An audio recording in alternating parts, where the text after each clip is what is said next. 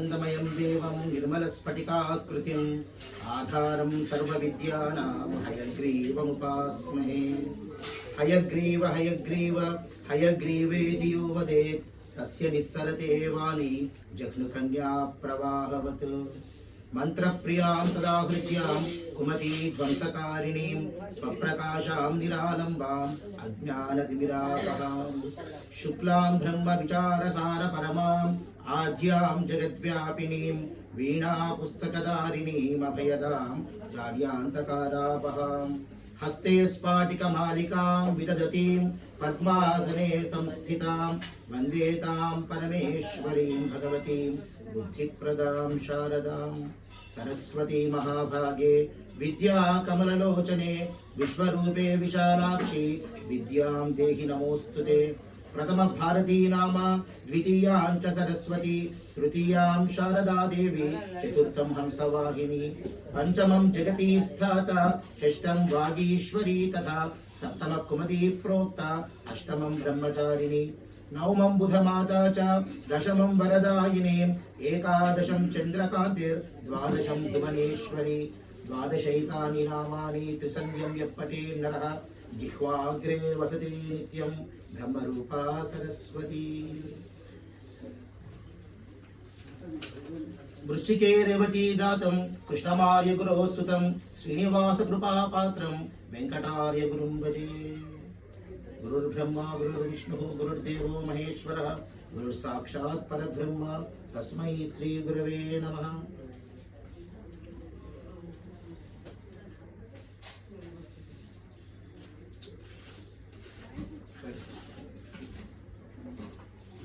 పెద్దలందరి సమక్షంలో అందరికన్నా చిన్నవాడినైనా నాకు చాలా పెద్ద విషయం అక్షరాది గురించి చెప్పేటువంటి అవకాశం కల్పించిన పెద్దలందరికీ మొదటగా ఆ యొక్క నమస్కారాలు తెలియజేస్తూ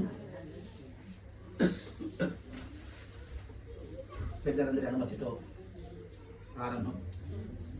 శ్రీపతియాన సర్వేశ్వరునుక్కు విభూతి ద్వయం శేషమాయురుక్కుం. ఈ యొక్క పరమాత్మ యొక్క సృష్టిలో మనకు రెండు రకాల విభూతులు ఉంటాయి అని పెద్దలు చెప్తారు. ఏంటయ్యా రెండు రకాల విభూతులు అంటే, ఒకటి నిత్య విభూతి, రెండవది లీలా విభూతి అని అన్నారు. ఈ నిత్య విభూతి ఏదైతే ఉందో ఇది ఆ యొక్క పంచ ఉపశమయాలతో ఏర్పడి పరమేష్టి పుమాన్ విశ్వం నివృత్త సర్వ అని దానితో ఏర్పడి ఎప్పుడూ నిత్యంగా ఉంటూ అనేకమైన దివ్య జ్యోతులతో వెలుగుతూ కలకాలం నిలిచి ఉండేటువంటిది. రెండవది లీలా విభూతి. ఇది పంచభూతాలతో ఏర్పడింది. మనకు పంచభూతాలన్నీ తెలుసు, భూమి, నీరు, వాయువు, అగ్ని, ఆకాశం. ఇలా పంచభూతాలతో ఏర్పడిన ఈ లీలా విభూతిలో మనం ఎవరందరం అయితే ఉన్నామో ఇక్కడ మార్పు అనేది సహజం. ఎప్పుడు కూడా అనేక రకాలైన మార్పులు జరుగుతూ ఉంటాయి. జనన మరణాలు సహజం, పాప పుణ్యాలు సహజం, ఆనందము దుఃఖము సహజం. అలాంటి లీలా విభూతిలో అనేకానేక అనుభవాలు మార్పులతో మనమందరం కూడా ఇక్కడ ఉన్నాం. అయితే ఈ సందర్భంలో జిజ్ఞాసులందరికీ కూడా ఏంటయ్యా ఒక అనుమానం అంటే, పెద్దలందరికీ తెలిసిన విషయమే, అయ్యా మరణం తర్వాత అసలు ఏమవుతుంది ఈ ఆత్మ, ఈ ఆత్మ ఎక్కడికి పోతుంది, ఏం చేస్తుంది అనేటువంటిది సాధారణంగా మనుషులందరికీ కూడా ఉండేటువంటి ఒక అనుమానం. కాబట్టి దీనికి పెద్దలు చెప్పారు, దేహినామరణాదూర్ధ్వం మార్గత్రయముదాహృతం పాపినాం పాపభోగార్థం యామ్య మార్గం ప్రదర్శితః. ఎవరైతే పాప కర్మలు చేస్తారో ఆ పాప కర్మలు చేసినటువంటి వారు యామ్య మార్గము అంటే చీకటి మార్గం ద్వారా నరకానికి చేరుతారు. మరి ఈ పాప మార్గము అంటే ఏమిటి? పా అంటే పొందదగినది, అపాహ అంటే పొందలేనిది. ఏదైతే పొందదగింది ఉందో అది పొందలేకపోవడమే పాపం. మనం ఏం పొందాలి? ఆ శ్రీయప్పతి శ్రీమన్నారాయణుని యొక్క కృపను పొందాలి. అలా స్వామి వారి కృపకు పాత్రులయ్యేటువంటి పనులు ఏవైతే మనం చేయట్లేదో అవన్నీ కూడా పాపములుగా పరిగణింపబడ్డాయి. కాబట్టి ఎవరైతే అలాంటి పాపాలు చేశారో వారు చీకటి యామ్య మార్గం ద్వారా నరకానికి వెళ్తారు. నరక బాధలు అనుభవిస్తారు యాతనా శరీరం ద్వారా. అక్కడ అనేక రకాలైనటువంటి శిక్షలు మనందరికీ తెలిసినయే, అవన్నీ కూడా ఉంటాయి. ఇక రెండవది ఇష్టాపూర్తాది నిత్కర్మ నిరతానాం ఫలార్థినాం ధూమ మార్గశ్చ సంప్రోక్త స్వర్గలోకాది సిద్ధయే. ఎవరైతే పుణ్యకార్యాలు చేస్తున్నారో, యజ్ఞ యాగాదులు చేస్తున్నారో, దాన ధర్మాలు చేస్తున్నారో అలాంటి వారంతా కూడా ఈ ధూమ మార్గంలో పొగ ద్వారా స్వర్గానికి చేరుకుంటారట. అక్కడ స్వర్గ సుఖాలన్నీ కూడా అనుభవిస్తారు. పాపాలు చేసిన వాళ్ళంతా నరకానికి, పుణ్యాలు చేసిన వాళ్ళంతా స్వర్గానికి వెళ్తారు అనేటువంటి విషయం మనందరికీ కూడా విదితమే. అయితే ఈ రెండు మార్గాలు కాకుండా ఎవరైతే వైష్ణవ స్వాములంతా కూడా ఉన్నారో, ఎవరైతే ఆ విష్ణు సంబంధమైనటువంటి బాంధవ్యాన్ని కలిగి ఉన్నారో వారందరికీ కూడా ఈ రెండు మార్గాలు కాకుండా మూడవ మార్గం కూడా ఉంది అని చెప్పేసి మనకు పెద్దలంతా కూడా చెప్తున్నారు. ఏంటయ్యా అంటే కృష్ణ భక్త్యా తిథోపాస్య ప్రపద్యాపి హరిచ్చయ అర్చిరాధిక మార్గేణ లభతే పరమం పదం. ఈ అర్చిరాది మార్గము అనేటువంటి మూడవ మార్గం కూడా ఉందయ్యా. ఈ మూడవ మార్గం ద్వారా ఎవరైతే ఆ విష్ణు సంబంధాన్ని కలిగి ఉన్నారో వారందరూ ఈ రెండు మార్గాల ద్వారా కాకుండా ఈ దివ్యమైన జ్యోతి ప్రకాశము కలిగినటువంటి అర్చిరాది మార్గం ద్వారా వెళ్తారు అని చెప్తున్నారు. అయితే మరి ఈ లోకంలో మనం అనేక రకమైన కర్మలు చేస్తుంటాం కదా. మరి ఈ కర్మలు ఏవైతే ఉన్నాయో ఈ కర్మల ఆధారంగానే మనకు ఏ మార్గం ఉన్నటువంటిది అనేది మనకు నిర్దేశింపబడింది అంటాం. ఏమంటారు? యథాక్రతు అస్మిన్ లోకే పురుషో భవతి తథా ఇత ప్రేత్య భవతి. నువ్వు ఏం కర్మలు చేస్తావో ఆ కర్మ ఫలితాన్ని తప్పకుండా అనుభవించాల్సిందే. కాబట్టి ఆ కర్మ ఫలాన్ని అనుభవించి దాని ఆధారంగా నీకు ఎలాంటి మార్గంలో పోవాలి అనేటువంటి విషయాలన్నీ కూడా చెప్పబడ్డాయి. మరి ఈ కర్మ ఫలాలు ఏ విధంగా ఉన్నాయంటే మనకు పెద్దలు చెప్తారు, 3 రకాల వాసనలు ఈ లీలా విభూతిలో సాధారణంగా మనుషులంతా కూడా కలిగి ఉన్నారట. ఏంటయ్యా 3 రకాల వాసనలు అంటే, ఒకటి లోక వాసన, 2 శాస్త్ర వాసన, 3వది దేహ వాసన. ఏమిటి ఈ వాసన? వాసన అంటే మన దగ్గర నుంచి వచ్చే సుగంధము దుర్గంధము కాదండి. వాసన అంటే మనకు కలిగినటువంటి గుణాలను మనకి ఇక్కడ వాసనగా చెప్తున్నారు. ఏంటి లోక వాసన అంటే మనందరూ గొప్పగా పొగడాలి అనేటువంటి ఒకమైనటువంటి భావన. మనలో లోపాలు ఎవరైనా ఎత్తి చూపితే అవి తట్టుకునే విధంగా మనం ఉండకుండా మనము పక్క వారిని ఎప్పుడు వారి లోపాలు ఎత్తి చూపుతూ జీవించేటువంటి వాసనే మనకి లోక వాసన. ఎవరినైనా మనము పొగడాలి అంటే అంత గొప్పగా పొగడడానికి మనస్సు చాలా మందికి సహకరించదు. కానీ ఎవరిదైనా తప్పులు చెప్పాలి అంటే మాత్రం ముందుకు వచ్చి వాళ్ళు అలా చేశారు ఇలా చేశారు అనుకుంటూ అనేక రకాలైన తప్పులు ఎత్తి చూపుతుంటాం మనం. కాబట్టి కానీ పోయి మన తప్పులు ఎవరైనా చెప్తే మనం భరించామా? లేదు. మనకి చిన్న తప్పు ఎవరైనా ఎత్తి చూపినా మనకు చాలా కోపం వచ్చేస్తుంది. కాబట్టి ఇలాంటి దాన్ని లోక వాసన అన్నారు. ఇక రెండవది ఏంటయ్యా అంటే శాస్త్ర వాసన.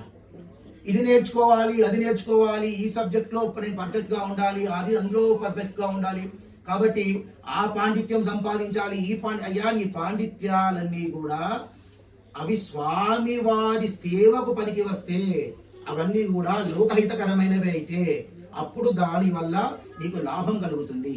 అంతేకాకుండా రకరకాల శాస్త్రాలు పాండిత్యాలు నువ్వు సాధించినా ఆ భగవద్భావన నీలో లేకపోతే అప్పుడు అది శాస్త్ర వాసన కూడా నీకు పాపంగానే పరిగణిస్తుంది. ఇక మూడవది ఏంటయ్యా అంటే దేహవాసన. ఏంటయ్యా దేహవాసన అంటే మనం సుఖాన్ని కోరుకుంటూ ఉంటాం. ఏ చిన్న కష్టాన్ని కూడా మనం ఓర్చుకోలేకపోతాం.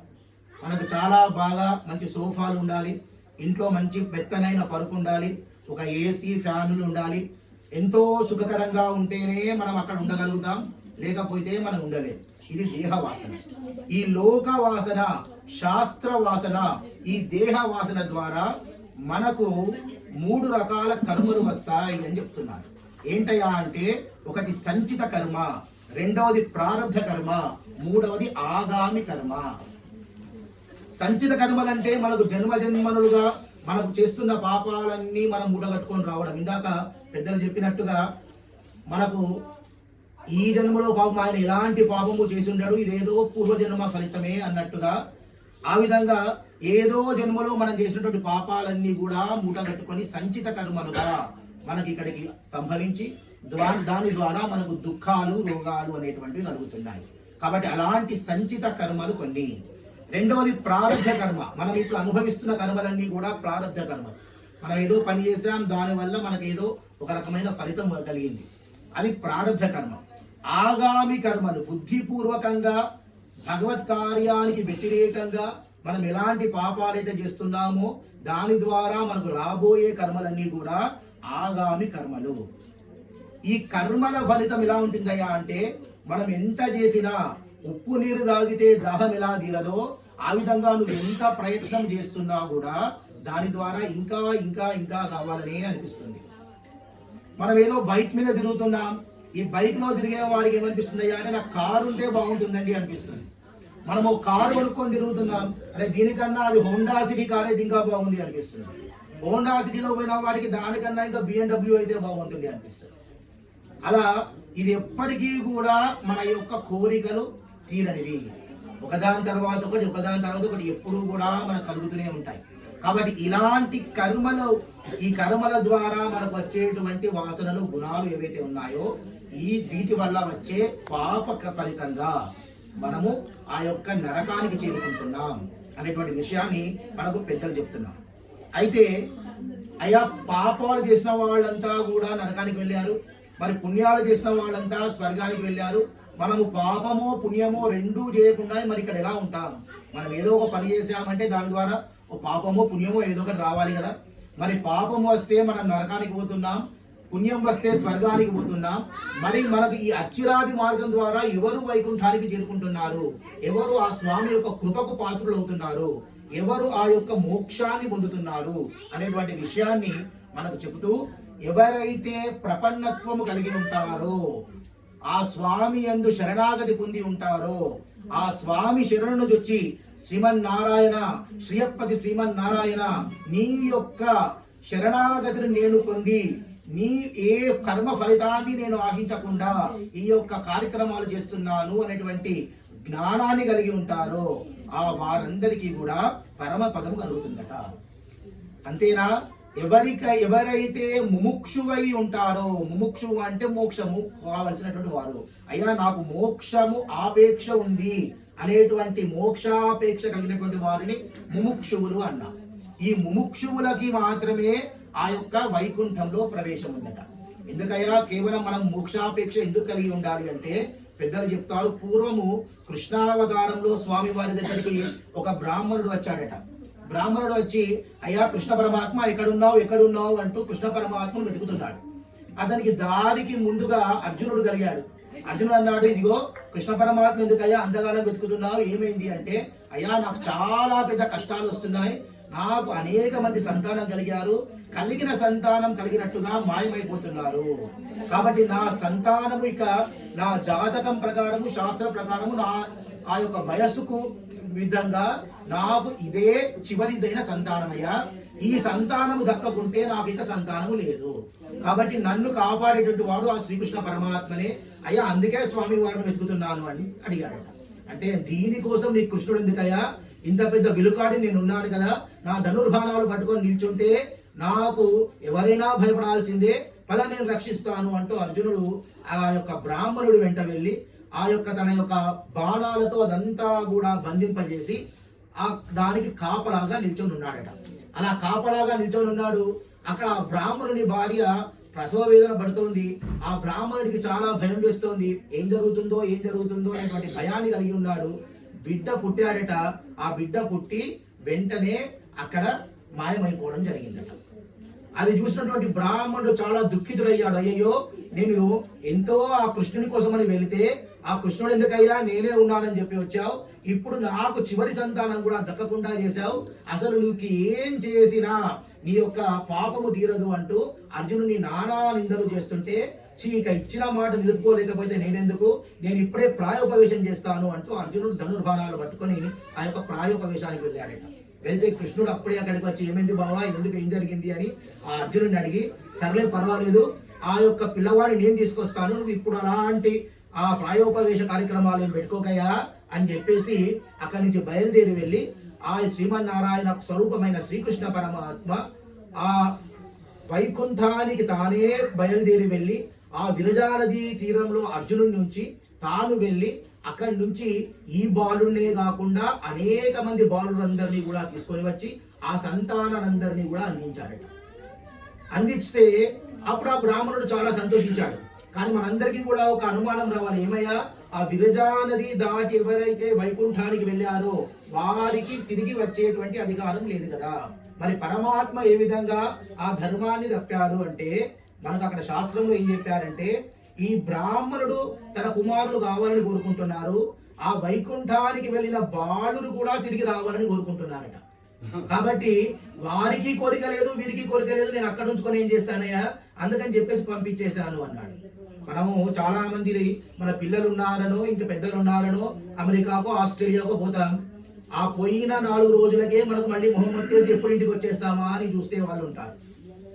కాబట్టి అయ్యో అంత పెద్ద అమెరికా చాలా అందంగా ఉంది, ఎన్నో చూసేటివి ఉన్నాయి, ఏదేదో చేయొచ్చు, చాలా అందంగా చాలా ధనిక దేశం అనుకుంటే అంత అందాన్ని ధనాన్ని మనము పొందడంలో ఆనందం లేదయ్యా, నేను నా వారితోనే ఉంటేనే నాకు ఆనందము అంటూ తిరిగి మన ఊరికి పయనమైనట్టుగా ఈ బాలురంతా కూడా అంత గొప్ప వైకుంఠాన్ని కూడా కాదనుకొని తిరిగి ఈ భూలోకానికి వచ్చేయాలి, ఇక్కడ ఏదో ఆనందం మేము కోల్పోతున్నాం అనే భావనలో ఉన్నారట. అది చూసిన శ్రీకృష్ణ పరమాత్మ అనుకున్నాడట, ఇక ఎవరికంటే వారికి నేను మోక్షం ఇవ్వను. ఎవరైతే మోక్షాపేక్ష కలిగి ఎవరైతే అయ్యా నాకు మోక్షం ఇవ్వమని అడుగుతాడో వాడికి మాత్రమే నేను మోక్షం ఇస్తాను అని స్వామి వారు ఒక నిబంధన పెట్టుకున్నారట. కాబట్టి ఎవరైతే మోక్షగామి అయి ఉంటాడో, ఎవరైతే ఆ మోక్షాన్ని ఆపేక్షించినటువంటి వాడు ఉంటాడో వారికి మాత్రమే మోక్షం ఇస్తాడు, వారినే ముముక్షువులు అంటారు అని చెప్తున్నారు. మరి ఈ ముముక్షువులను కూడా పెద్దలు 2 రకాలుగా మనకు చెప్పారు. ఒకటి కేవలురులు, ఇంకోటి భగవత్ కాములు అన్నారు. కేవలురు అంటే ఎవరంటే వారిలో వారే ధ్యానం చేసుకుంటూ ఆత్మానందాన్ని పొందుతూ ఎవరైతే ఆ ధ్యానంలో ఉండి ఉన్నారో వారు కేవలురు అట. వారు ఆ విరజా నదిని దాటి ఆ వైకుంఠ ధామానికి ఈ విరజా నదికి మధ్య తీర ప్రాంతంలో ఆ వైకుంఠంలోనికి ప్రవేశించకుండా కేవలం కైవల్య ప్రదేశంలోనే ఉండిపోతారు. అలాంటి వారు కేవలురు. ఎవరైతే ఆ స్వామి వారిని సేవ చేసుకోవాలి అనేటువంటి ఆ యొక్క కోరిక కామాన్ని కలిగి ఉన్నారో వారిని భగవత్ కాములు అంటారట. వారు ఎప్పుడూ కూడా ఈ భూలోకంలో ఉన్న భగవత్ సేవలోనే ఉంటారు.